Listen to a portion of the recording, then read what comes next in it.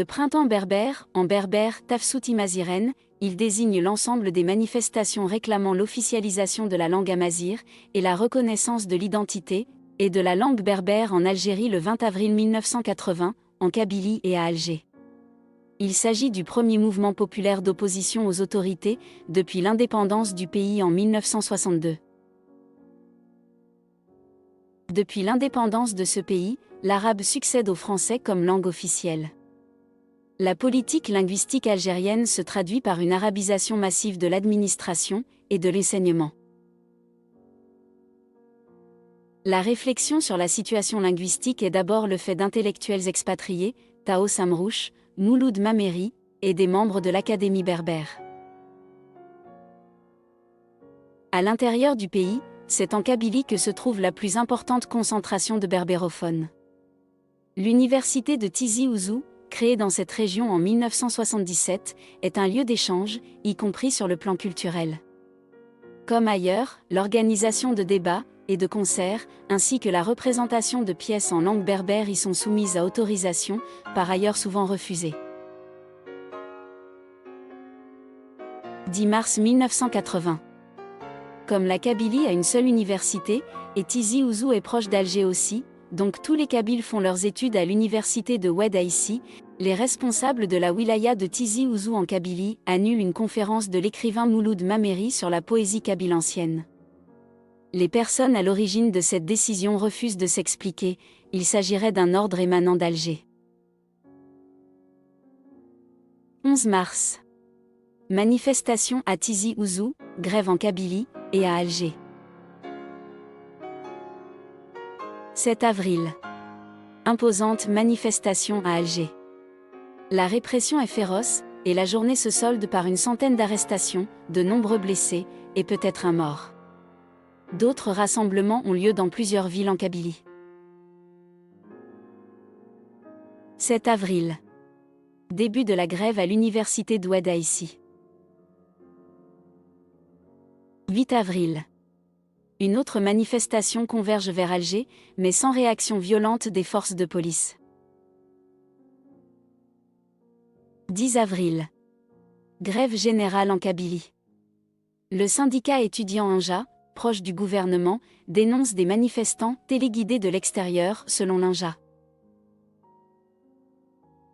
17 avril.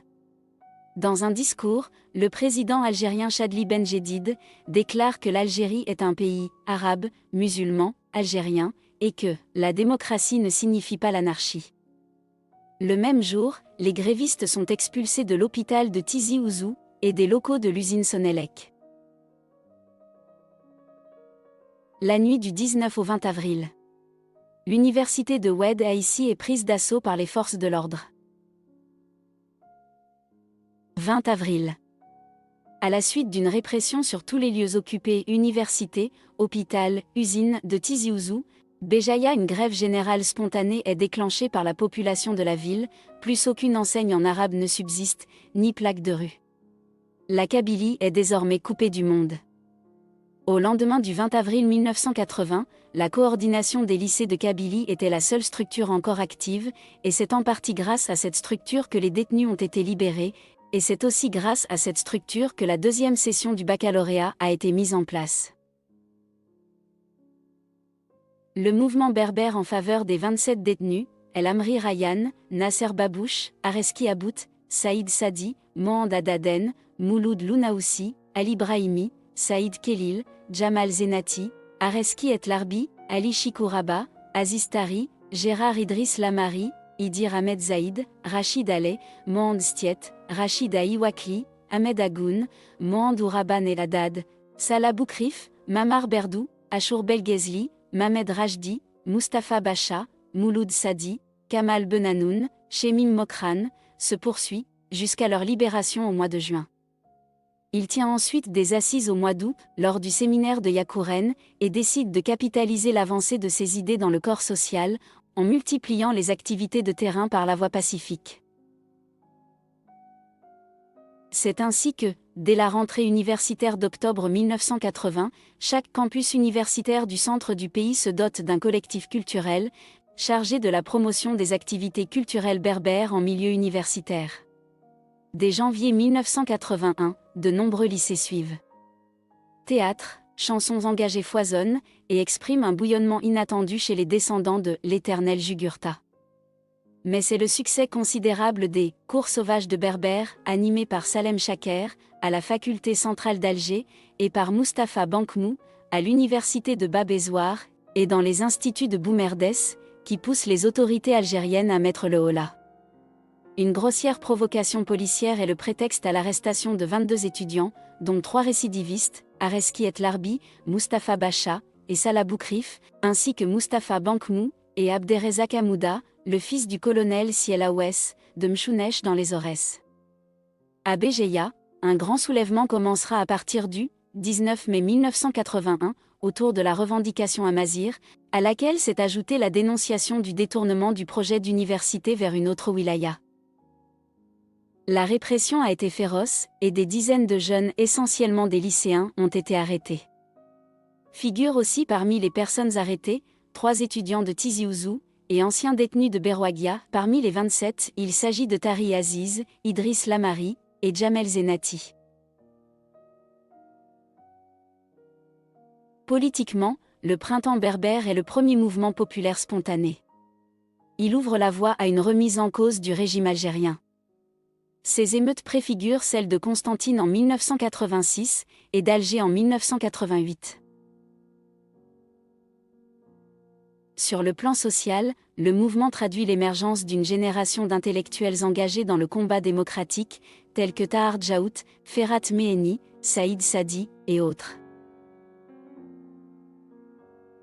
Sur le plan culturel, le printemps berbère brise le tabou linguistique et culturel, il est la traduction d'une remise en cause de l'arabisation intensive de l'administration au détriment du berbère.